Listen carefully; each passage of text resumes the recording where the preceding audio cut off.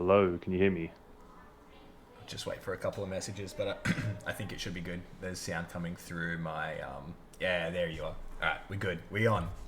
All right, let me start that again. We were talking about Philly and Dame, and I was sweating really hard there. I'm not gonna lie, because I want to provide some value and talk some shit for the boys. So, basically, in summary, to go back to what I said, Dame in Philly in theory is an awesome idea. I just don't see how that's ever going to happen based on what Daryl Morey's done this offseason. Ben's value's way too high based on what Philly want to get back. They've made no notable signings. They've cleared no cap. They're a solid team, but again, Luca, it just doesn't feel like it's real. What are your thoughts on that? No, I totally agree. And even if it, like, in the off chance it was real, I just don't think that that like I don't understand how that package would work. And I just think that if you're interested in moving Dame, which could very well be a reality whether he asks for it or not, you'd be looking at a Harden-esque trade. Philly and Daryl specifically mentioned that quite a lot for Simmons, and I think one of the only kind of pieces on the trade market, or potentially to be on the trade market, that would command such a deal would be Dame. So, yeah, Mm. I don't see Philly being able to flesh out anything worth of interest that they're willing to do for Dame. U Using Philly as a segue, let's move on to Ben Simmons real quick. I've been seeing Warriors linked to Ben, and I Yep, must say that gets me very, very excited. yep. And with that, I've also seen conflicting reports saying that people within the Warriors organization are questioning the Simmons fit. Now, if that's what people are thinking, I need a job as a general manager because I'm just thinking about the Golden State Warriors. And if a team traps Steph Curry and he can release it to either Draymond or Ben Simmons, two big, elite defensive, open floor playmakers, who in that franchise is saying that's not a good idea? Because I want to say something spicy right now. If Warriors get Ben Simmons and he does not have to worry about scoring the ball, just play elite defense as he does, pass the ball, be a pick and roll threat, run the floor, be an athlete. They're the NBA champions in my opinion. It's a big call. You've got Brooklyn, you've got Lakers, you've got some other teams, but that fit with health is spine tingling. So do you have a devil's advocate for me? Because I don't see why they wouldn't be pursuing that with everything they've got. I wish I could give you a devil's advocate because, like we say a lot, we don't want to agree too much. But it just makes no sense in my mind that, like, when I first saw that report and I sent it to you and we knew we needed to talk about it, I was like, who in that organization is really sitting there thinking and splitting hairs about whether or not this is a good decision? Like, imagine, like, think about where Draymond is in his career right now and think about where Simmons is. You put Simmons under the tutelage of a player like Draymond to really dig deep, get that tenacity about his game, like get that work ethic, which I think Ben partly misses. Draymond would be the perfect leader for him. He'd give him no possessions off. He'd work him hard. If he had to improve his shot, Draymond would be one of those players that would make him improve that shot. And he would really work him. There's and how old is Ben? Like what, 24, 25? 25, I think, yeah. Yeah, like what? Who in their right mind is thinking, "Oh, I don't know. Like, how is he going to fit with Draymond? Like, how much longer do you have Draymond for? He's not like he's like, fair enough. Like, he'll probably play another 4 years, 5 years, whatever it is. Like, totally get that. Not saying his career's done, but like, if you're thinking about the upside of both players, like, I don't know, like And and just to add to that, they can play together. they can. Like this is the thing that I don't understand. If you roll out a starting five with Steph Curry, Klay Thompson, Andrew Wiggins, Ben Simmons, and Draymond Green, your front court being Draymond and Ben Simmons, in terms of the height chart compared to other bigs, might be slightly on the below average, but they're the two arguably best perimeter defenders on earth. You can include Kawhi, you can include a couple of other dudes, but when you have people of that defensive prowess and that good at moving the ball and finding guys like Steph, Clay, and Wiggins for a corner three or a pull up, the, the fit's perfect. Oh, This is yeah. what I don't It understand. makes no. Yeah, it makes no sense that Yeah, they're worrying about that. And like even as you say, they're on the slightly smaller side. Ben's still 6'10". Like, he'll guard 1 through 5. He'll guard the center, and he'll move to a perimeter player on a switch without problem. Imagine being able to switch Draymond and Ben consistently on off picks, like off ball picks. Dude, like I said before, if Curry gets doubled and it becomes a 4-on-3 with Ben Simmons running downhill, like, it's over. Like, that is amazing. I'm very critical of Ben, but I also really love him, and I think he's a good player. So in the right environment, he's a beast, absolute beast. 100%. But yeah, I think we've said enough on that one. I just have no idea why. I think we're in agreement there. No idea why they'd be thinking about that one twice. So just if anybody from the Warriors organizations happens to come across this podcast, please just trade. One final thought. I wonder what Steve Kerr's absence, obviously being in Tokyo, and I don't know if he's back in USA yet, whether that had some sort of conflict to it, because he's not there. He's not having that opinion, and they're just sort of having conflicting ideas when Steve's not there. So that might be another thing as well. Yeah. And just a question from Anton in chat: what would Warriors give up for Ben? Like, what's the package that you have in mind? Good question. Ben Simmons is on about 32 a year. Given his value at the moment being low, but also the prospect of him revitalizing that, I'd probably say something along the lines of Wiggins, one young player, and 2 or 3 draft picks. So maybe you could do something like Wiggins, Nico Mannion, 3 firsts. I don't know if Philly would do that. Maybe a third team gets into it. As passionate as I am about Simmons in Golden State, I didn't really think about the exact package, but I would say a third team would probably have to come in to sweeten the pot for Philly. And when we're talking about 3 teams, it's hard to get really specific with that. So that would be my kind of value, though. What about you? I agree with the value, like from at least Golden State's side. I think Wiggins as like a 3-level scorer for Philly would be nice. So someone that can really create his own shot and do it from all 3 levels on the court, and then a young player that's worth a gamble on. Might not be anything really to bring home about, but just something to sweeten the deal. And like you say, 2-3 firsts. I think that's like enough from Warriors' perspective. But as you say, maybe a third team comes in and sweetens the deal, and they I don't know, like for cash considerations or whatever they come in for. Maybe Philly send out another player. I think it would be only 2 teams if Warriors were willing to include Jordan Poole, a name that not many people may know or talk about. But I think Jordan Poole's a fantastic young point guard, really good 3-point shooter, got a bit of a bag in terms of his offensive game. But I doubt that Warriors would want to give him up, because I think he's just starting to scratch the surface. But it is Ben Simmons, so I think if it was Wiggins, Poole, and draft picks, it could be a deal. But we'll see. Yeah, 100%. Yeah, no, totally agree. Yeah, nice one, Anton. Good question. I think that we'll see what happens there. But I think Warriors should do whatever it takes within reason to make it happen. Yeah, definitely. Do you have another headline that you want to talk about? NBA moves so fast. A lot of these ones that we've discussed are just getting a bit old, but there's still some good content there. So what are you thinking? No, I think that's the main stuff. The one thing that I really wanted to kind of touch on, and this might be a bit of a hot topic, but let's take your take on it, and I'll give you mine. But USA wins gold. Kind of old news now, but one thing that I think has really stuck out to me from this is that's a 3rd Olympic gold for KD. He's the all-time US basketball leading scorer. He's played in 3 Olympics. Carmelo Anthony's played in 4, and KD's completely kind of surpassed him in terms of all points averages, like any statistic possible. KD leads it, and he's definitely going to be in the team 3 years from now, probably the first US. He will be the first US player ever to win 4 gold, which I'm predicting USA will win gold again. So with all that in mind, and like I think he's kind of the undisputed Olympic basketball US GOAT.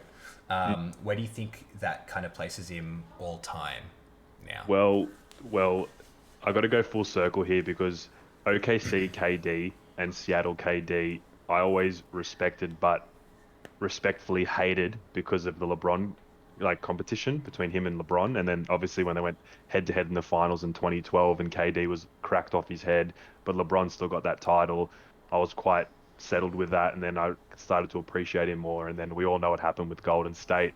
I Yeah. just had this deep hatred because I had LeBron on one end trying to win titles and catch Jordan and KD joining a 73 and 19. But since him leaving and going to Brooklyn, I've had a renaissance with KD, and we've got to stop talking about things off podcasts because you know what I'm going to say. But the guy just keeps moving up the ladder for me in terms of top player of all time.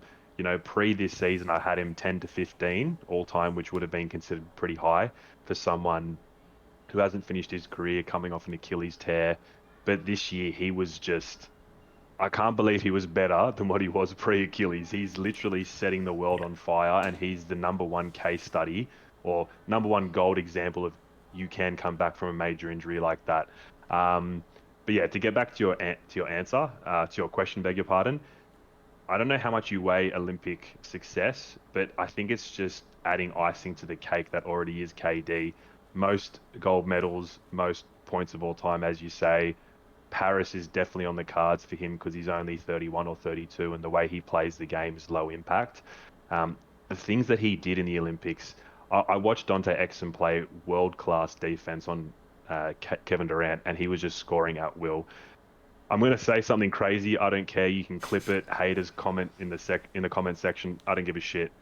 Kevin Durant is the third best basketball player I've ever seen of all time, Huge. only behind Michael Jordan and LeBron James. You can talk about accolades, you can talk about impact. I have never seen someone do what he does unless your name is LeBron or Michael. Simple as that. So I've got him third all time. Come at me, haters. I don't care. He's a freaking beast. That's my thoughts.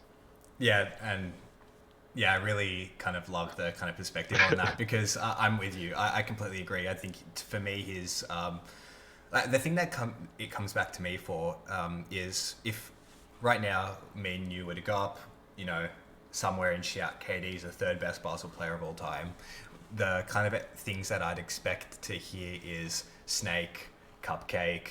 What about this player who has these rings? What about it would just be like people would talk about accolades and people would talk about what these people achieved and they didn't join this team.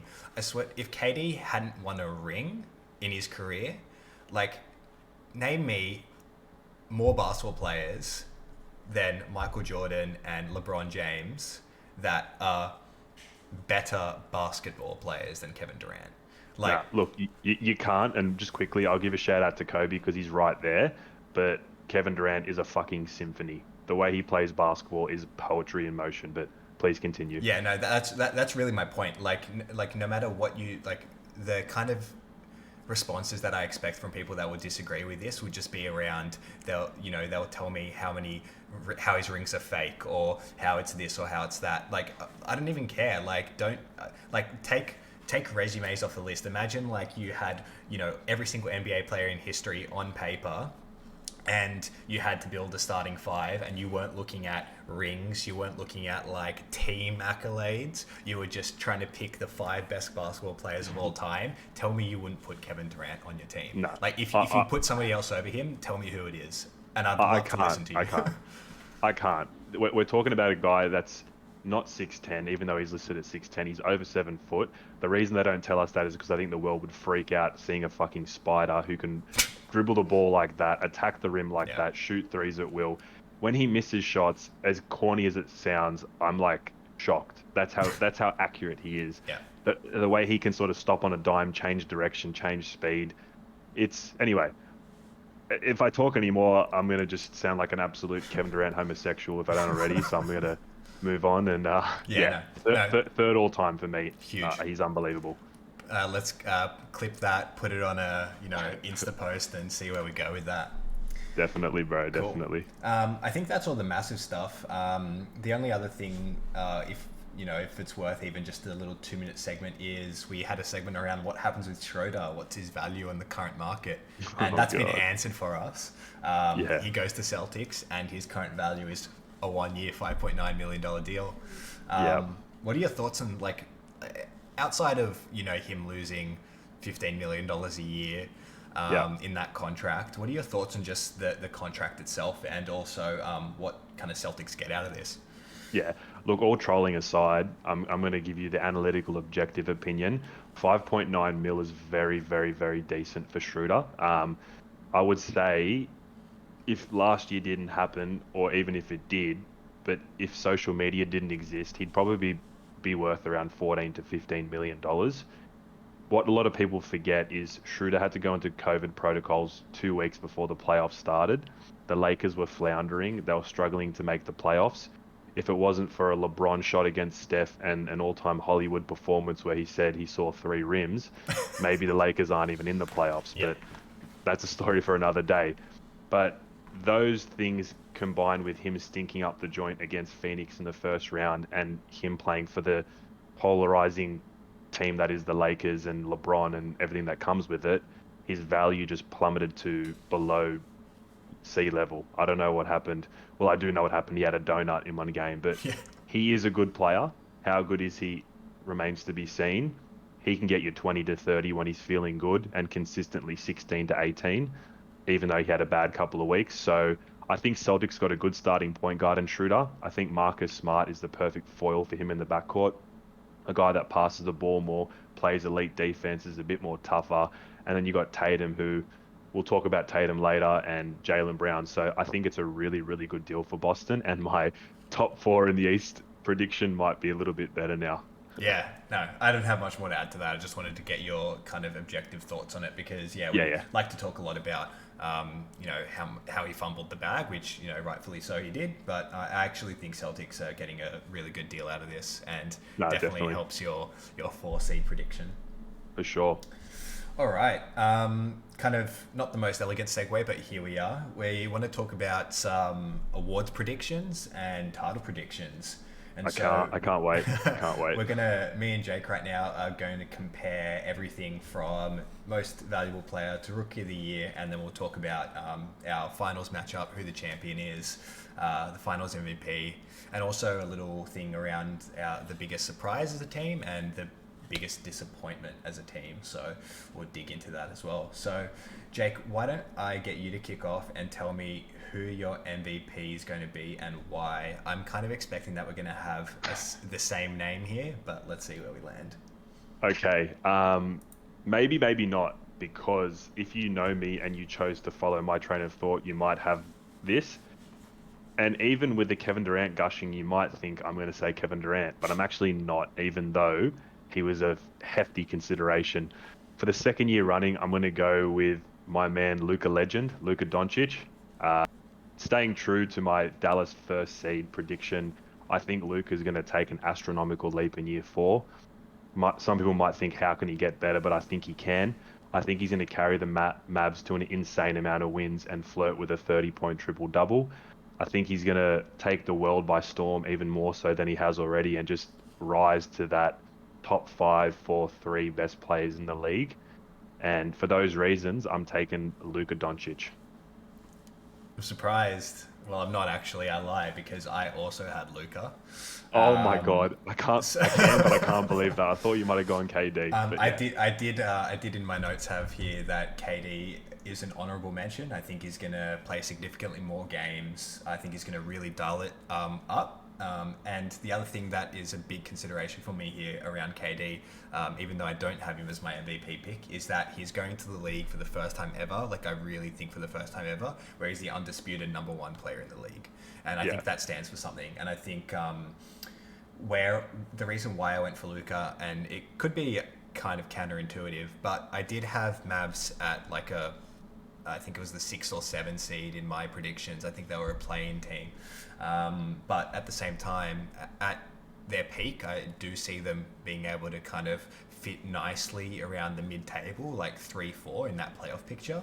And so I Yeah. think if they get there, and Luka is obviously the leader of that team and he's going to shock the world with those numbers, I absolutely kind of will gun for him to be that MVP. I don't even think they need to.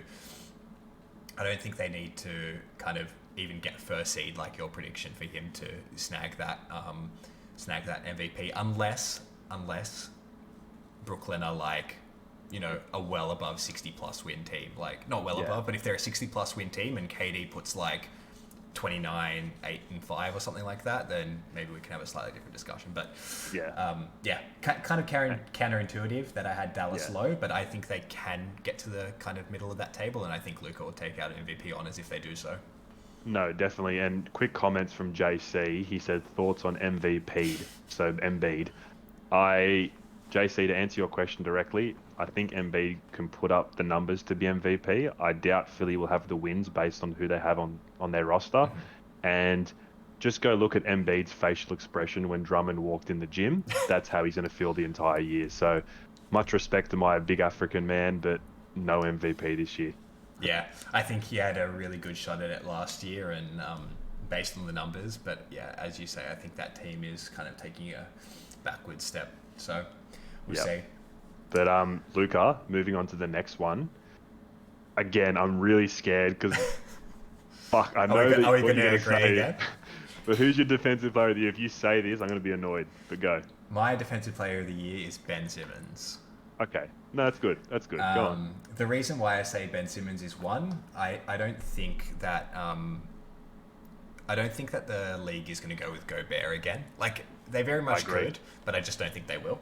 I agree. And the reason why I have Ben is coming up a season where he arguably should have been, let's say should have been, defensive player of the year, depending on which way you want to look at it. Gobert was deserving as well. Not saying that he didn't deserve it, but he could have been very easily. I think that he knows where his value is, and if he's traded to the right situation, which I still think he will be, he's just going to be able to provide for that team in the way that Ben can. And if it is something like the Warriors, where he doesn't need to kind of focus on scoring the ball, I think he's just going to be an incredible defensive player. And like you say, like if it is a team like the Warriors and they do rise to the occasion where they're a championship side, if they put up 50 plus wins and Ben is the centerpiece of that defense with Draymond, I really think that Ben can take it out if he's guarding 1 through 5, averaging like a crazy number of steals and blocks. When I say crazy, like, I don't know, 2. Yeah, it's but still like good. Yeah. still like I think he can really do it. And I did want to put a flyer on Matisse here, but I still Don't think steal my thunder. Don't steal my thunder. I did want to put a flyer out in Matisse here, but I just think that he probably needs a little bit more time, like in the sense of maybe it's not Philly where he wins his DPOY, just purely because he's still, like, maybe he'll get boosted in that rotation a bit more now, but he's still not playing 35 minutes. I don't see him playing 35 minutes a game, next season, which he could, but I don't know. Since you said don't steal your thunder, I want to hear your thoughts. Okay, I'm just quickly Googling because I'm an idiot, but I'm just going to look up Matisse's numbers because yes, you've given the spoil. My defensive player of the year this year, controversially or maybe not, is Matisse Thybulle. Your Ben Simmons description or explanation of why you're going with him really had me reconsidering my position because I was thinking kind of if he gets traded, he's really unpopular in the league right now and the fans don't like him either. So that might have caused a dampener similar to how when LeBron first went to Miami and he was cast as the villain. But yeah, he's obviously one of the world's best defenders. But let me explain my boy Matisse. I've always liked him. When you and JC were fondling him last season, I kind of let you boys do your thing and I thought I got to see it more before I start to crown him. But when I saw this caramel athletic man wearing green and gold and absolutely terrorizing the Olympics, I fell back in love tenfold. I really Someone think tag Matisse. Matisse Thybulle, please. Yeah, please. I love you, Matisse. But yeah, back to what we're talking about. I think Matisse is going to get another 7 to 10 minutes per game. And based on the numbers that he has already for the minutes he plays, I think we could see him do something in the vicinity of 2 to 3 blocks and 2 to 3 steals a game.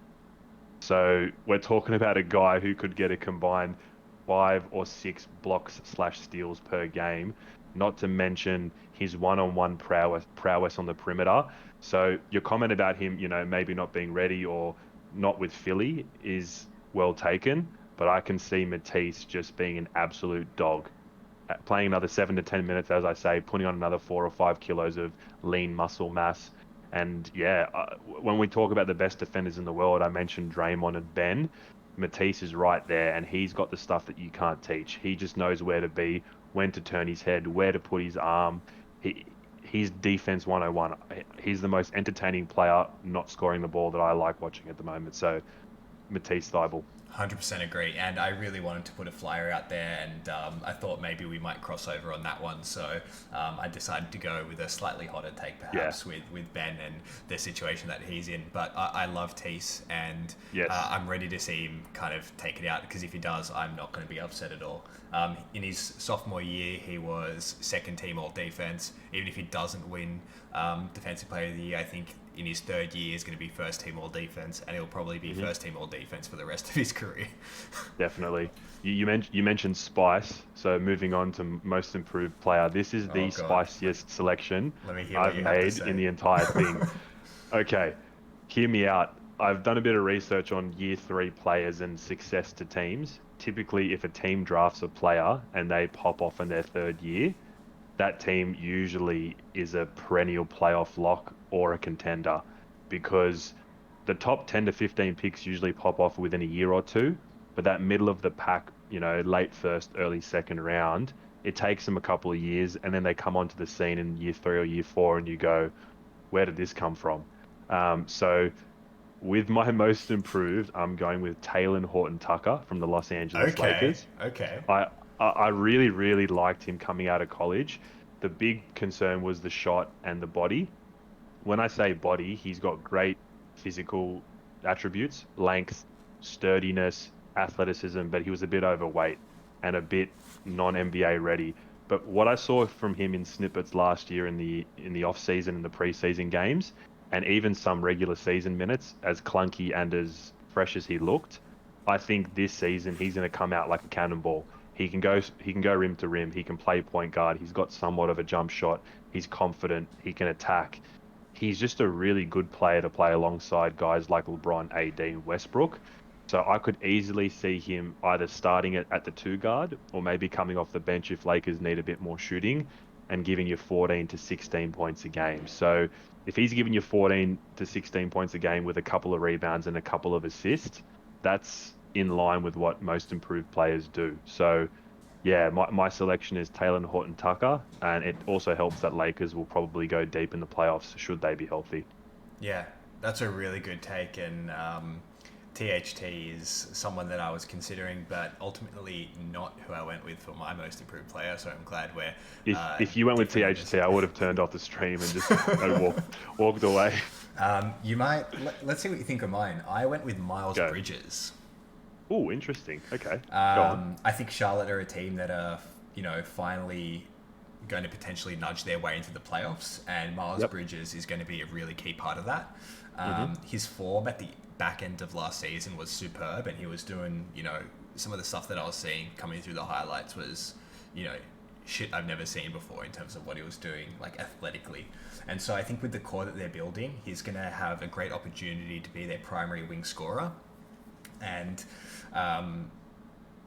the other thing for me was that I tend to avoid giving it to players that are coming into their second year. Like, I know, for example, someone might sit there and be like, oh, what about LaMelo? Like, he's going to have let's say he's going to have a cracker sophomore year. Well, I mean, like, you're going to improve on your second year, or you're going to regress to the mean if you overperformed. So I generally think it's those third, fourth year players that kind of nab those most improved player awards. Sometimes in rare circumstances, it's other players, but just to strengthen your point, in the second year, you're supposed to improve. Yeah, I'm not going to exactly. give you an award for wetting your feet first year and then And getting exponentially yeah. improving, because you know what the NBA is now. Third, fourth, fifth year and onwards is where the real, accomplishment lies. But please continue. No, I totally agree, and that's why I really like Miles. I just I expect him to have a really solid season, and I just like that if Charlotte are able to nudge their way into the playoffs and have a semi-decent record, I think he's going to be a really integral part of that. Mm, And I feel like he'll probably have more impact to that Charlotte team, and if he manages to maintain form, than THT will with the Lakers. mm. Because I still think that Lakers rotation, not that he'll fall out of it, but there is a lot of kind of names to go around on that squad. Yeah, yeah, Whereas definitely. Miles is more solidified in his role, I think. Mm. Yeah, look, good takes. I'm just looking up some stats now. He averaged 12 points, 6 rebounds, and 2 assists last year. The tiny concerns that I do have, even though it was a good shout, is he's 23, and for the last couple of seasons, he's basically been what he is. I'm trying to work out in my head how he improves on what he's already got, which is top 1% world athleticism, a good shot, good chemistry with LaMelo, but the pecking order, like you said with THT, you got guys like Terry Rozier and Gordon Hayward who might demand the ball more offensively. So I'm not sure if his numbers spike enough to go, oh shit, he averaged 12, now he's averaging X, right? And for me personally, I like THT because, again, my preference, I think he's not a lot more talented, but he's got a lot more room to grow.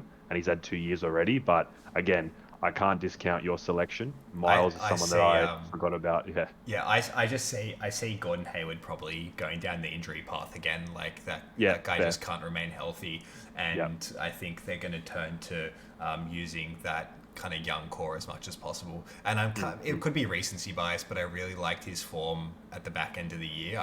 Like if you can find the numbers on what he was doing at that last bit of the season, Yeah. he pretty much had to be nabbed in fantasy teams as well. So I don't know. I'm just really interested to see and I think his numbers could jump into the 17-point range if he maintains form and he can like really edge out. Terry will probably, I feel like, share more minutes between LaMelo and Book Knight, whereas Yeah. I think Miles will still retain that kind of wing presence, and also he can kind of stretch into that 4 slot as well. So To, to your point, the last 10 games of the regular season, he averaged 22 points, yeah, 1.3 blocks, 3.5 assists, 5 rebounds, 92% from the free throw line, 32% from three, and about 50 from the field. So that's, yeah, yeah, there it if he is. does that, there's your most improved player. Yeah, that's. I don't know if he's going to hit that 22 mark consistently, but if he can get close to it, around the 18 mark, I think is a good candidate for me. Luca, who's your sixth man of the year? I feel like we might agree on this one. I'm not Yeah, I sure, think we will too. but let's see where we go. My sixth man of the year is Patty Mills. Disagree, but that's a great one, and I Oh, forgot about him, so that's interesting. a big Okay, a big L for me. I When I want to say forget, yeah, I just didn't even think about him. I want to hear what yours is now, but it's. I went with gut instinct, and this is what I was telling you earlier, where I just kind of kept things simple, and I was just like, this man is coming off one of the most cracked Olympic performances that I've ever Oh, seen in my entire life. He's an unbelievable. absolute national treasure for Australians. Also, hashtag at Paddy Mills, please. We're sending out heaps of love this pod. But I think he's going to be an integral part of that Nets team.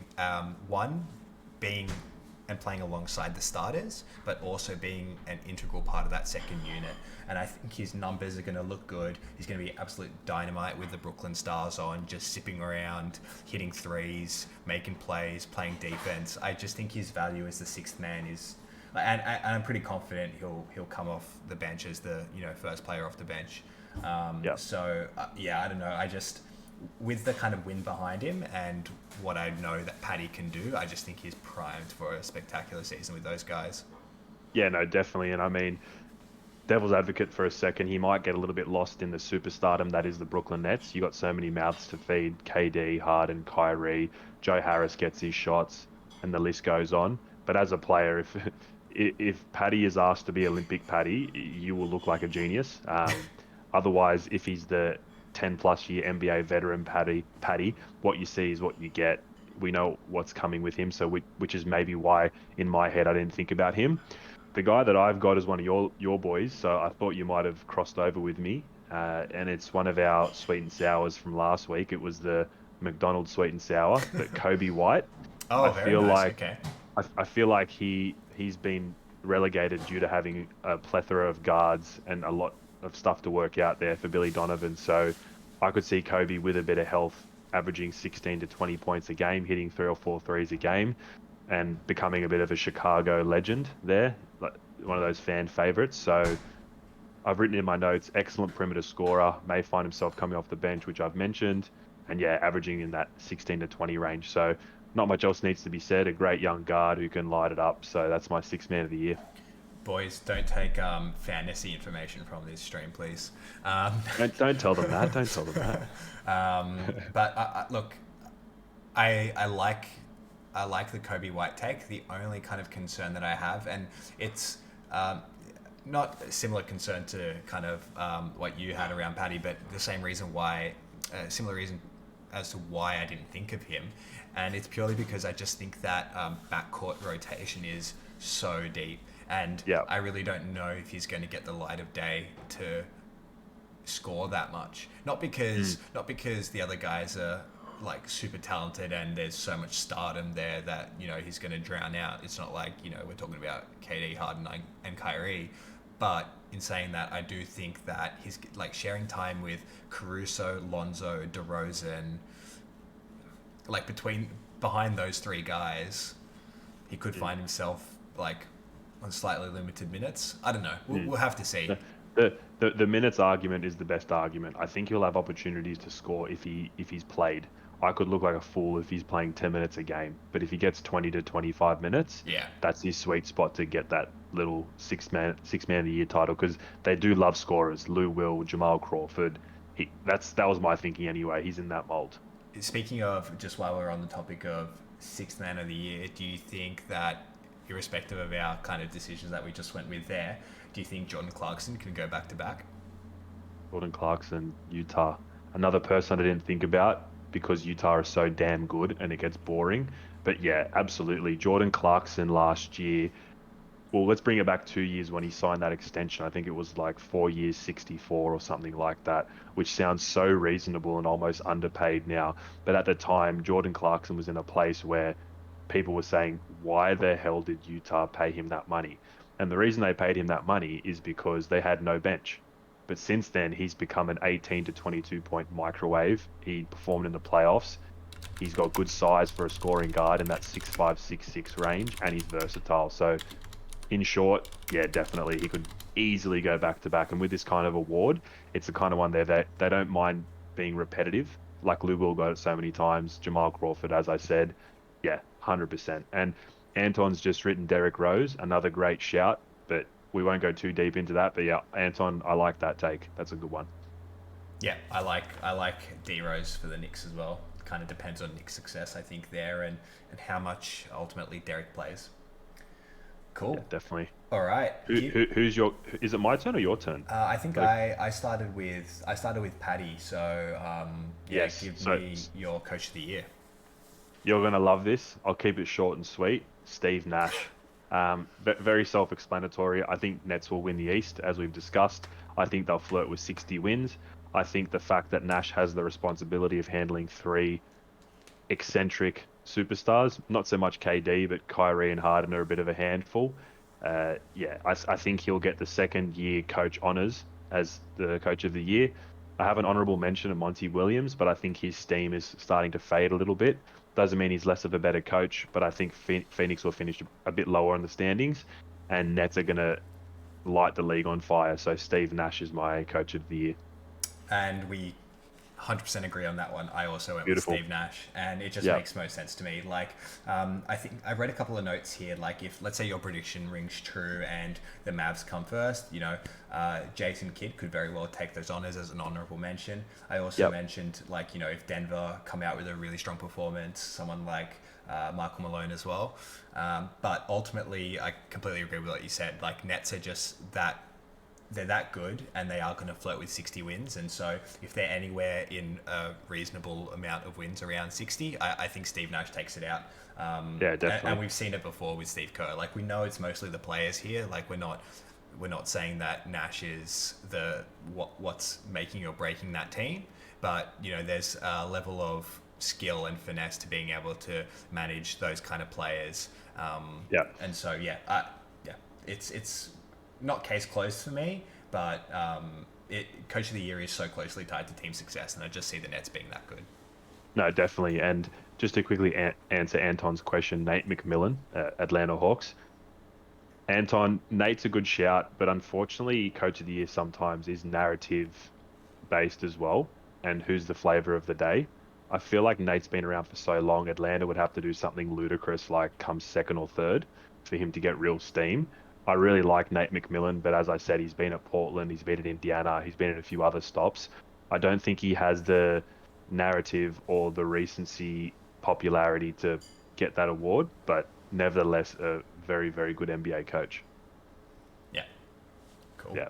And Rookie of the Year, it is on you, Luca. I think we might be the same here, but you're very unique with your drafting and And my rookie talent predictions. identifying. So yeah, you might have something cool here. So what do you got? I maybe perhaps slightly controversial, but I am taking the number 2 pick over the number 1, and I'm going with Jalen Green. Yeah. I'll give you my reasoning for that. He's going into a system where he's the clear-cut starting wing. I think Houston have done actually a fairly solid job of putting together a solid young core, along with John Wall. But I think he kind of outright takes that starting shooting guard position, and the man is, a pure shooting guard. He is a walking bucket at all 3 levels. And the big thing for me is that he averaged 18 points per game at sub 50% from the field, nearly 37% from 3 in the G League. So he's coming into a role where he knows what it's like to play professionally. Like, G League's not the NBA, but you're playing with people that have played in the NBA, and you're playing with the NBA talent consistently. Yeah. College is, obviously, I'm not taking anything away from college, but it's just a different environment and a different setting. And we see a lot of the time players' college games doesn't translate to the professional level. So I really do think that Jalen Green, and we saw it, like they both put on a show yesterday or the day before, where they played against each other, and Cade finished with 20 and Jalen Green finished with 25, and he was more efficient. So I just really like Jalen Green from what I've seen in the summer league, and also the fact that he's already a professional. Such is the talent of this draft class that we've got people commenting different names in the comment section. You've got Jalen Green, and I don't disagree with anyone. I was very close to picking Jalen Green for the reasons you mentioned, playing with men professionally or not semi-professionally, but not at the highest level, but it's still a very high level. His shooting mechanics are amazing. He is super athletic, and he is young, and he has all the attributes to be a modern athletic perimeter guard in the NBA that just lights the ball up. So for those reasons, I was umming and ahhing. In the end, I went with my default. I like physical, athletic, tall guys who are sturdy as shit. So I went with Cade Cunningham. Yeah. I didn't overthink Can't it. fault it. Yeah. 6'8", 100 kilograms, averaged 20.6 rebounds, 3.5 assists in college. He, as an on-ball offensive player, so as a point guard, he is superb. His handle is tighter than anything. He's got a really nice shot. He gets to the rim. My one slight criticism is athletically, he's not as bouncy as some guys you see, but still average to just below par, which is totally fine from a point guard at that size. So I just think he's ready-made to run that Detroit offense, put up track numbers, and have the kind of profile that a Rookie of the Year does. But Jalen Suggs, Anton, was a good shout in the comments. I really like him. I like Jalen Green. I like Kuminga. I like Davion Mitchell, but I don't think he'll have the numbers for Sacramento. So Cade Cunningham is my Rookie of the Year. Yeah. No, this was a really, really strong class, and I'm really excited to see, over the next few years how this class develops, because, when we were talking about this draft, we were talking how they compare to, 84, 96, 03, and so we'll just have to wait and see what comes out of this class, but they've definitely got the talent to be one of the, all-time classes. I love the talent that was in this draft. Definitely. And if we're quickly moving on to the next topic, this is pretty boring, I think. I think we're going to have the similar answer, but we've got finals matchup, NBA champion and finals MVP, and why. Rattle it off for me, and I'll tell you if I agree. Okay, so finals matchup for me, surprise, surprise, it's going to be Lakers versus Nets. Same. You know, if all goes correctly, health permitting, chemistry permitting for Lakers, that's a bit of a no-brainer for me, unless LeBron falls off a cliff, which isn't as unlikely as it maybe once was. But at the same time, we mentioned last week, if Solomon Hill didn't fall on his ankle, we're talking about a top three MVP candidate. AD will have to come back to AD levels, which is a bit of a concern as well. But moving on quickly, uh, my NBA, my NBA champion. I say this with giddiness because I can't not say the Lakers. I'm going to say in six Jesus because Christ. yeah, look, LeBron Davis full health. I'm biased to LeBron. Brooklyn could get it, so just add those disclaimers before we go on, please. But you don't forget what I said about KD. But yeah, again, all seriousness, LeBron's an absolute playoff wizard. If Anthony Davis can be a Finals MVP type player, and if Russ can play that small ball five, and all the Lakers veterans and 3-point shooters are doing what they're supposed to, I can definitely see a path Lakers winning. Brooklyn aren't some ironclad, galvanized, guaranteed champion, but obviously they're fantastic as well. So Lakers versus Nets, I got Lakers in six. I got Davis taking the Finals MVP with the disclaimer that it could go the exact opposite way. Yeah, no, I totally get your thinking, and I also had Lakers Nets, and conversely had the Nets as champions with Kevin Durant as taking his third Final MVP Very fair. honors. Very fair. I don't think. Look, I do think to a certain extent that this Lakers team can run out of steam and things can definitely not fall the right way for them. And I kind of think that, I don't want to be too harsh, but I think Westbrook has been a bit of a perennial loser in the playoffs. And I see here, like Anton's mentioned, if Harden worked in Brooklyn, then Russ can work in LA. And to be honest, I completely disagree with that.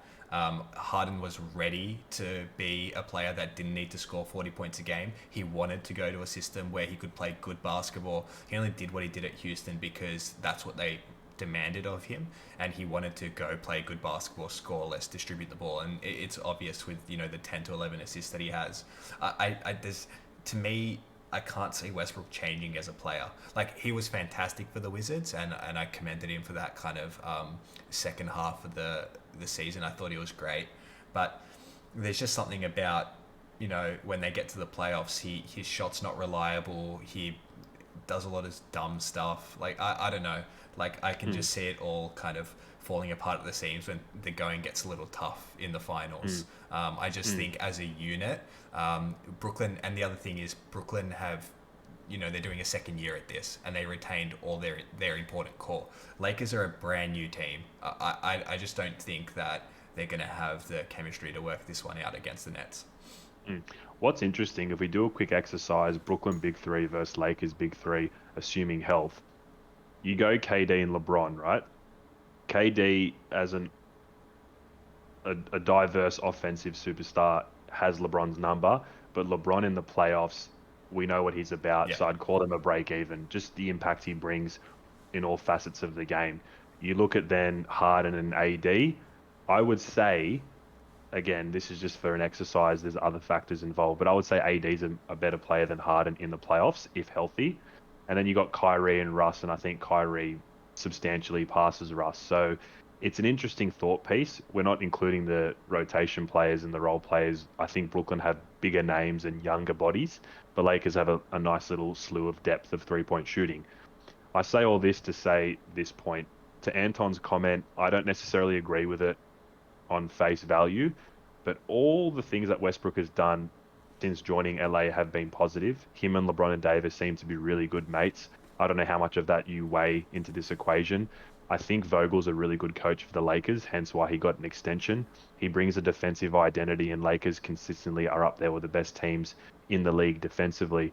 And I really liked Westbrook's press conference. There was his introductory conference for the Lakers. There was a level of calmness and contentness about him, which if he can bring that to the regular season, I see it working out, but then playoffs is the greatest question mark. So I am quite high on Westbrook, but I do agree with your takes about him in the playoffs, and hopefully the LeBron factor fixes that or neutralizes that to an extent.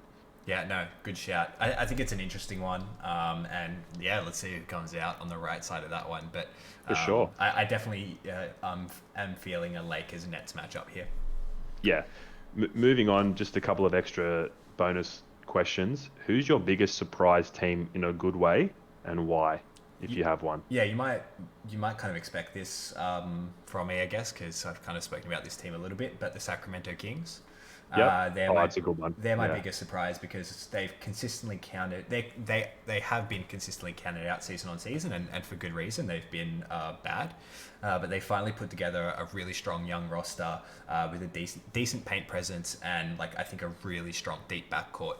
Fox, Halliburton, and Davion Mitchell looks like an absolute dog on defense, and he's got an all-round bag. So those three guys together are really going to turn it up. And I think they're still sitting on a valuable asset in Buddy Hield, who I kind of think doesn't really have a place on that roster anymore, just purely in the rotation. And there's a reason why they drafted Davion Mitchell. So I think Hield is going to be turned for some upside. And then you've got Harrison Barnes still kind of locking in that small forward position, power forward position, and he was coming off probably the best season I've seen him have in a very long time. So, and you know about that, you had him in your fantasy team, Yeah. and trying to pawn him off to me for the entire Well, season. But we had many Fournier versus Barnes fantasy yeah, production debates, and I think it was basically break even. yeah. Actually, Fournier fell off a cliff, but we'll get into that another He time. was he Yeah. injured, COVID protocols. Anyway, it Yeah. doesn't matter. Yeah. Yeah. But and also they re-signed Rashawn Holmes.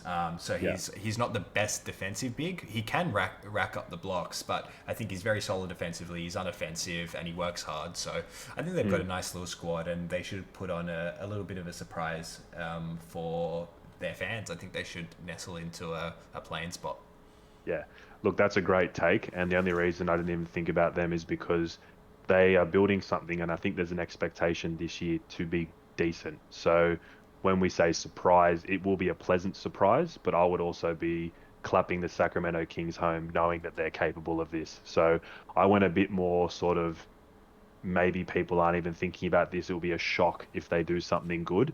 I went the Cleveland Cavaliers. So this ties into Anton's comment. Who are your dark horses to make the playoffs? I think Cleveland are a genuine dark horse as a 10 or a 9 seed. Let me rattle off some notable additions. So they brought in Ricky Rubio, who's always a calming presence in the backcourt, and they drafted Evan Mobley, who again, they've got Jarrett Allen, but Mobley's a versatile big who could play alongside him or come off the bench while getting an education from Jarrett Allen. Speaking of Allen, they signed him to a max type deal for his position and age, which I thought was really savvy. The dark cloud that is Kevin Love has agreed to come off the bench, so I think he knows his place in this league now, which will remove some drama and some controversy. I think with health, this team could potentially be a play-in team. I think the Garland Sexton or Sexland backcourt is really nice offensively, and they've still got guys like Isaac Okoro, Larry Nance Jr. I think no, Dante Exum's gone now, but Okoro they've looks got good actually. I like Okoro. yeah, I was questioning that pick last year because I was like that's a little weird, but yeah. it's actually turned out to be quite nice. He's been a really solid player. No, definitely. So Cleveland, I could see flopping again, but I could also see them going really well this year. They got a nice mixture of youth, veterans, defense, enough scoring. Yeah, Cleveland's my surprise team. Yeah, nice. I really like that. Yeah. Moving on to your biggest disappointment, I feel like I could get flamed for my one, so I'm going to go with you first. That's okay. I'm going to keep it literally 5 seconds because I've done it at nauseum.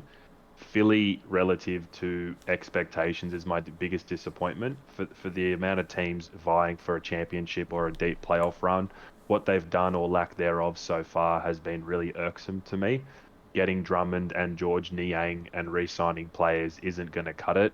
But this is with the disclaimer that let's see what happens with Simmons. But so far, Philly have really, really disappointed me. I love you, JC. Hopefully they do it and fix it up. But yeah, that's just real quick for me. Nothing else needs to be said. I hope they do well. Yeah, nice. Definitely was thinking of Philly, but decided to go a different route because I knew it'd probably come up in your thoughts. But I'm going, Yep. and before anybody watching or that may potentially watch shoots me, the Phoenix Suns. Oh, yep. I know it's going to rustle some feathers, but I think the stars aligned for Phoenix last season. And I'm going to just caveat this whole kind of like chat real quick by saying I think the stars aligned for Milwaukee as well. But Milwaukee just happened to be the team that came out on top in the finals. It could have been either, but both kind of, the Red Sea parted for them in terms of their way into the playoffs in a sense, or into the finals rather. So I'm not trying to take anything away from the Suns, but let me just rattle off a couple of thoughts. They're going to have a solid regular season, but the West just got stronger. Players are going to be returning from injury, and the Suns no longer look as compelling, especially after tying all that money into Chris Paul for the next 4 years or whatever. Like, I don't know what they were thinking with that. Like, just wild. So the reason why I say they're the biggest disappointment is not because they're actually going to disappoint. Where I see them is being mid-table in that playoff in those playoff standings, probably 4-ish, and then probably gracefully bowing out in the second round. But the masses probably have them at the 1-2 seed and, Western Conference Finals, if not the finals, you know what I mean? So I think there's some really heavy expectations around Phoenix that I just don't think they're going to fulfill. So when you compare it to what people are expecting, I think they're going to be a disappointment. Nah, look, it's a great shout. I didn't think about them because they're going to be in the playoffs, but I've echoed your sentiments. I saw how rowdy the Phoenix fans got when they ran deep. Your mentioning of it breaking right in the playoffs has to be accepted and thought about because there were so many injuries. It was still COVID. It impacted NBA. Not that that's an excuse. Milwaukee are rightful champions. They deserve to be there. Injuries happen. But back to Phoenix. The Chris Paul contract perplexes me. He's a great player. I wouldn't have signed him for longer than 2 years. If it was longer than 2, I would have serious protections on the 3rd and 4th year. Charging battery. Devin Booker's a star. Ayton potentially can be a star, but he's a traditional 5, so you're going to need a lot more versatility. I like Michael Bridges, but that team has a hard ceiling on it in terms of how far they can go. I will save some takes because I got some questions later about Phoenix, but yeah, fair call about disappointment, and I could see them being in the 4 to 6 range. Yeah. And just a question from Anton: who misses the playoffs that made it last year? That's a really good question. It's very interesting. I'm looking at my... Definitely Washington, but they didn't technically. Yeah. Oh, they made the first round. So Washington 100%. I don't think they make the playoffs again. And if we go by your take, Luca, I don't think Memphis makes it for you. They did because I messed it up. So they slot into the play-in. Whether or not they actually fall into the playoffs is another thing. So, Anton, sorry for the sloppiness on the spontaneous question, but I haven't got Pacers in my 10, which could be to the detriment of me, but that could be one that misses. But I don't have many off the top of my head because I'd have to go back and have a look, but that's what comes to mind. Depends what we consider. Like, we consider the playoffs who actually ends up playing the first round. So I think, like, in my play-in predictions at the moment is Mavs, Portland, Kings, Memphis. 3 of those 4 teams all were in the playoffs, so 2 of them miss out. So we'll have to see how it turns out, but definitely. Yeah. Cool. Fair enough. Well, we're moving on. That was a fun segment, getting all our takes out there, and we'll probably put up some graphics during the week just to show our selections on Instagram.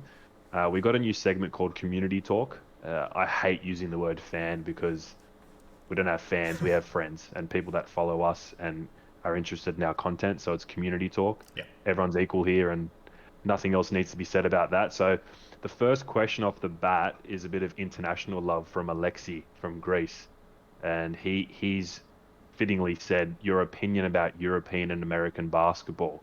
So if you don't mind, Luca, I might take the wheel here to start. Go for it. I didn't want to say something generic and compare EuroLeague and NBA because it's just one of those things that is done at nauseum. I'm going to compare it, but not just on face value. I wanted to find something that I found interesting that people may not have thought of before. So I was watching Summer League and I love Doris Burke. Her opinions and her takes and quotes are just out of this world. And one thing I recently heard her say on the sideline was that I've never thought about personally and find fascinating is European players at a very young age, they play with a shot clock. in the US, high school and AAU, there's no shot clock. Even in college, I think the shot clock's 34 seconds. So when we think about European players and we say they've just got that something that makes them really good playmakers and moving of the ball, and they just have that European magic. It's not so much magic, it's the fact that they're trained to play with a shot clock in a system where the ball has to be zipped around to get the best shot possible. So while a lot of college prospects are probably actually more skilled than European players based on how much training they get, they're more isolating because they're not used to running a quick offense as opposed to Europeans. So that's why we find Europeans play longer because they're, like I said, moving the ball, shooting the ball, less about athleticism. You never see a European team watching one guy going to work and everyone just standing around waiting for a three. Yeah. So back to your question, Alexi, the opinion between European and American. American's all about stars and individuals and athletes and winning titles. Europe's a very democratic style of game. It's one I personally would prefer to watch if NBA athletes implemented it. But those are my kind of takes about European basketball. Yeah, I totally agree with you, and gonna kind of keep it short and sweet without kind of adding too much kind of unnecessary fat around the edges there. But like even here in Australia, we play a very European style in a way, like where we are also like from a young age. Like if you're within the rep system, you play with a shot clock, like a 24-second shot clock, and obviously that's different to growing up in the US playing basketball. So I think we fundamentally, at least in the way that I trained and learned basketball, I fundamentally learned it the European way, especially having a dad that was passionate around basketball, being around family and friends that were passionate about basketball, all kind of with a European background. So I think a lot of that kind of aspect to the game has kind of translated in the way I play.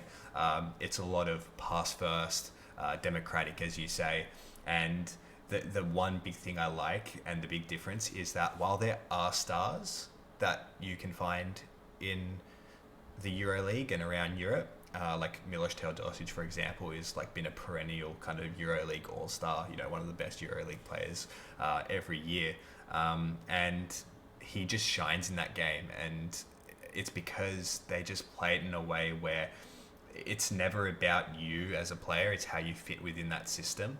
And I just, yeah, that's the big thing that I love about the kind of European style of play. It's never about the all-star, it's always about your impact on the team, and looking to pass first, make the right play. It's not about the big dunk highlights.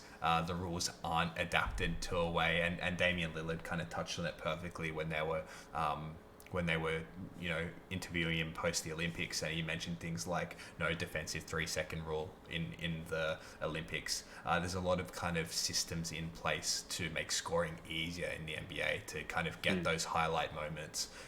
So you can't pack the paint. And stop like massive poster dunks. You don't see that happen in the Euro system, but that doesn't make the basketball any less exciting to watch. To me, it's actually a more interesting and fun kind of way to watch basketball, because I can just get the highlights on Instagram for the NBA, where I kind of want to see this symphony like of basketball kind of. Yeah, and that's it. Like the NBA culture is about getting a bag, winning, getting a ring, and getting on House of Highlights, and that's cool. But when you talk about traditional basketball, I want to get both. I want to see the highlights, but I also want to watch quarters that I enjoy watching and sitting there and going, "Wow, that flare screen was amazing to get Clay open," and And it whatever moves the so case may quickly, be. right? Like Yeah, those 10-minute quarters in the Olympics, they flew by. Whereas I yeah. sit like through a 12-minute quarter in the NBA, and I can't even tell you how long it takes. Like 25 Well, minutes a quarter. I don't know. well, that's the next thing because the NBA is a billion-dollar business. There's so many companies wanting to put their brands out there. There's so many, you know, expectations you have to meet as an entity to do the things you need to do, whether it be timeouts, review plays, and it just slows the game down to the point where people just turn their TV off. So, yeah, I'm with you, man. Fast break action, a bit more patriotism, even though it's a league, not a national team. Just that effort, moving the ball, and if NBA can do that, it's an absolute wrap more than it is now. But Europe, needs a serious shout out because they're an amazing league and some good talent in there. 100%. Yeah. Um, But- On to the next question, which is a question from Jacob here in Sydney. Will Phoenix get back to the finals in the next 3 years? Yeah. We've spoken a little bit about this, but I want to hear your thoughts without going too deep into it. I feel like I know your Yeah. answer, but No, that's fine. And I was going to sound off first because you had Phoenix as your disappointing team. But real yeah, quickly, some pros. They've got a great core of D Book, Aiton, and Michael Bridges. They're the three young guys who I think are going to be there for the long run. And we've mentioned Monty Williams, unbelievable coach. They have the playoff reps now. This is the reasons why they could make the finals again. They made the 2020 finals. They got great leadership and experience from CP3 on the roster, albeit on a bit of a boat-sized contract. I'm a really big fan of their general manager, James Jones, who seems to continue to build the roster the right way. So for all those facts, I could see them. There is a path to them doing it. But let me get to the cons, which I think are a bit more relevant. While that Super Three is super talented, I would. While that young Big Three is super talented, I would still say there is a big superstar gap between other potential contenders. yeah, For example, Milwaukee, Denver, Brooklyn, Miami, Lakers, even potentially Boston and Dallas. If you told me Jaylen Brown and Jason Tatum went deeper than Phoenix in the next couple of years, I wouldn't be surprised. So there are too many emerging teams in the next 3 years for me to see them getting back to the finals. So to summarize, I could be proven wrong, but I just don't think they'll make the finals again. yeah. No, I agree. Not too much more to add to that one. Yeah, Um, nice. Moving on to the next question. M Saab, I think. Yeah, Um, look, I called him Mr. Saab Mr. because I Saab. tried to click on his Instagram because he's one of our followers and it's just M Saab. So Mr. Saab, hit us up with your name next time. Thanks. um, so we'll just call you Saab, like the car. Are Yeah, players getting overpaid if they're not the elite branded basketball players? yes. Me or you first. Look, I'm happy to take this one, just give you my quick thoughts on this because it's an Yeah, interesting one. And look, I'm not going to get too much into the economics of the NBA because there's a lot I don't understand. But like at a high level and broadly speaking, I think that the elite branded basketball players, and I'll start with that, perhaps, not perhaps, like quite literally underpaid. If you think about the value that, and I know that's crazy to say, like can kind of sound blasphemous, but where I'm coming from is the fact that what LeBron James, what Kevin Durant, what Luka Doncic are worth to their franchises is significantly more than what they get paid. Yes, Durant just signed a 4-year, $200 million contract, but what do you think Durant nets for Brooklyn Nets every year that he's there? If crazy. they could pay more, like they'd be able to. Like anyway, so what I'm trying to get at is that there's the elite branded basketball players are actually underpaid, and then where I think the players that come in underneath are, it kind of depends, right? Because I feel like some players are very fairly valued, while other players are like interestingly like very much overpaid, and I think it just comes down to like one, we know there's a lot of money there and teams are willing to splash money, and it kind of started 2 or 3 years ago. There were some really bad contracts that were kind of flying out the door, even maybe a bit before that. So don't quote me on the time frame, but there were some really bad contracts going out because the cap had gone up. We're in a kind of weird position where like COVID has affected it, so the cap didn't increase as much as teams are expecting. But I think it just comes down to if you're not an elite branded basketball player, how good your agent is and like what you mean to a team. For example, don't quote me on the details on the Kelly Oubre deal, but Kelly Oubre I think is getting sub 20 a year, and Mm, maybe in the realm of 15. And Duncan Robinson signed a 4-year, $80+ million deal with Miami. I would yeah, swap those two yeah, players in a heartbeat. Like, yeah, I yeah, think Kelly Oubre is a significantly better basketball player than Duncan Robinson in terms of value he provides. Sure, he's not as good of a 3-point shooter, but like the man is like an athletic beast, and he's a true 3-and-D type player. He's very good defensively and long. yeah. And I just, there is no way in which, in a world, if I had the option between those two guys, I'd pay Duncan Robinson more than I pay Kelly Oubre. But Yeah. I don't know, what are your Ke- thoughts? Kelly's on 13 and Robinson's on 18 or 19. So there's a Yeah, $5 or $6 million gap. That conversation itself can be left for another day for another juicy debate. But back to the question and to your comments, which I agree with, the question of if a player's being overpaid based on their output versus the money available is the dichotomy we have here. The salary cap is set at 112 million dollars with a tax cap at 136, meaning Yeah, you can't go over it. Otherwise, you're paying extreme luxury tax. it's crazy. So, and I think I did some moderate research on what owners make on average per team, and owners after taxes and everything is added up are roughly making between 30 and 40 million dollars profit per year, which is a lot of money. And that's probably taking the lowest and the highest. So you'd think teams like Lakers, Clippers, New York, Golden State are probably making close to $100 million a year.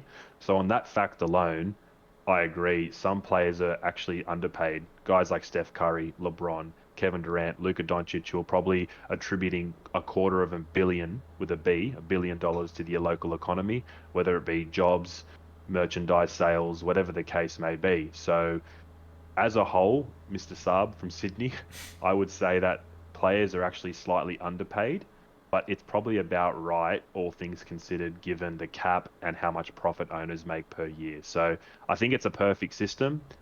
Maybe a room for a little bit more fat, but I'm pretty happy with how people are remunerated given the current collective bargaining agreement. Yeah, no, totally agree. Yeah, and then I'll keep going from Yeah, here. One final question from Stefan from Sydney.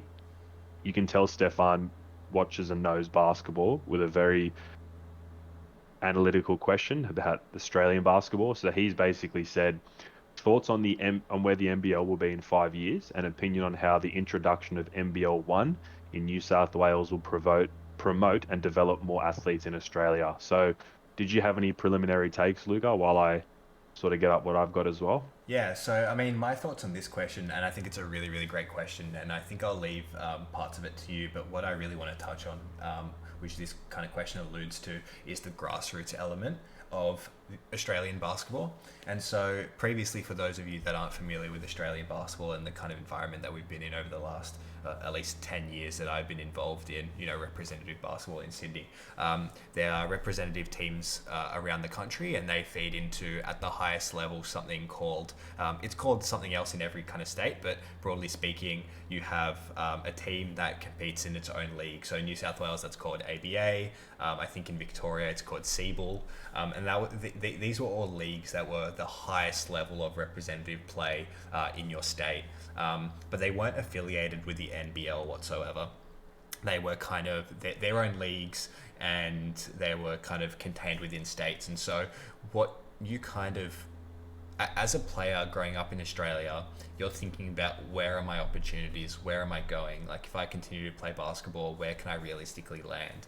And you're looking at your kind of vertical progression through your representative program, and it kind of just ends with like that team, like that semi-professional team where you really don't make money and nobody lives off it. It's nobody's job to be there full time, if that makes sense. And so how do you make that leap to the NBL? Like, it wasn't quite clear cut, and it probably didn't make quite a lot of sense. So Australia's top talent would often try find their way into the American high school system, into college, over to Europe, and obviously gunning for, and obviously even with this NBL one change, and I'll touch on it in a second, it doesn't mean that nobody wants to go to the NBA anymore. People still want to go to the NBA. But the point that I'm trying to make is, now there's a much more clear-cut path to the professional league. ABA, CBL, all these different leagues have kind of been abolished in favor of NBL 1, which is now going to act as a development league similar to the G League in the NBA, where you have a lot of young, promising talent that could play basketball professionally in Australia, playing in their own league and competing. Now, don't quote me on what the remuneration is for those players. I'm not sure. Like, they might still need to work jobs to support themselves.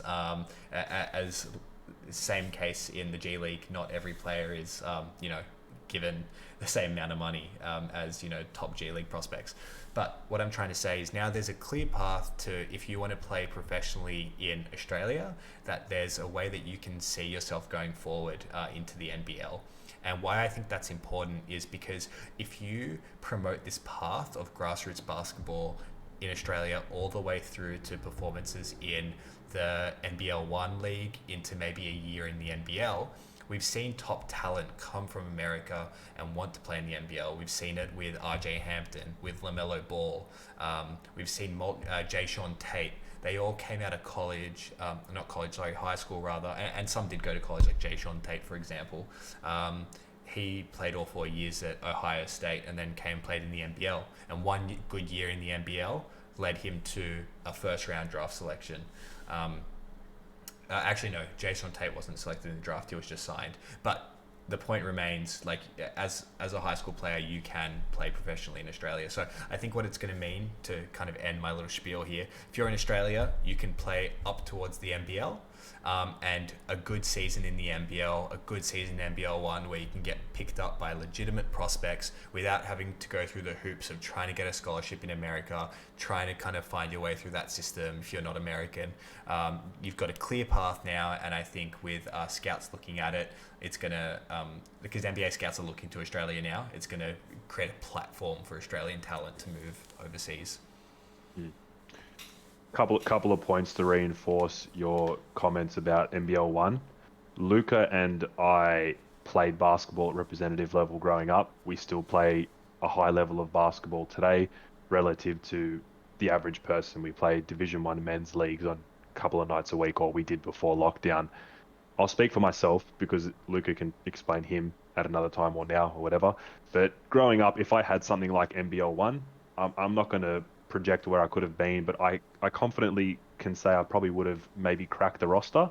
And if I could have had an environment like Luca mentioned where they could cultivate my game, give me some support, whether it be housing, food, training, all of the above, on a token amount of money where I could maybe study and just focus on ball, who knows what could have happened. Maybe I never make it, but when you have that available to a lot of people, there might be a certain percentage of people that could have made it but didn't, because the alternative is to either make the NBL at a young age or get a scholarship, take a big chance on yourself leaving countries.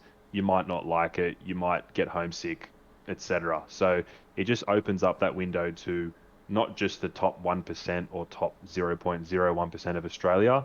Now people have more eyes on Australian talent because there's an actual second division league below the professional league, where before, as Lucas said, there was about 58 teams across Australia, where you get to ABA, which is the cream of the crop for non-professional, and then you just have beers after the game. You're stuck in limbo, like what? Yeah, like yeah, like you talk to the boys and build some camaraderie, which is awesome. And you might get picked up by an NBL team, but by that stage you're probably 25, 26, 27, and NBA in Europe, mainly NBA, don't really want to look at you. But if we go away from grassroots for a moment, a couple of other comments I did want to make, and Luca touched on it. Names like Jayshawn Tate, Josh Giddey, LaMelo Ball, RJ Hampton, Didi Lozada, who plays for the New Orleans Pelicans, just signed a 4-year deal. James Ennis, who's a journeyman. Even guys like Andrew Bogut, Joe Ingles, they've all played in the NBL. So with NBL 1, with these guys who have been NBL alumni who've come to the NBA and have been successful, and with all the hate that he gets, I want to use Josh Giddey as a prime example. I think he's the first lottery pick Australia has had out of the NBL, as an Australian, not LaMelo, because I know he was 3, but as an Australian NBL player who got drafted in the lottery. I think that is going to open United States' eyes even more to what Australia has on offer. I think the top draft guys already knew about Australia, which is a good sign, and winning bronze again just reinforces that even more so. So those couple of things considered, NBA players owning NBL teams, so guys like John Wall, Dante Exum, Zach Randolph, Al Harrington, and Josh Childress all have ownership stakes in NBL teams. That all combines for Australia having a very good magnifying glass on their basketball talent. Yeah, no, I really love the that professional element in terms of ownership. I think it's really key that NBA talent, that retired players but also active players, are taking a keen interest in the NBL, and the fact that players are seeing it as an investment is definitely something to ring home about. So Yeah, I think overall, Stefan, the NBL one is a really, really great change, and I think it's definitely going to promote and develop more athletes from Australia.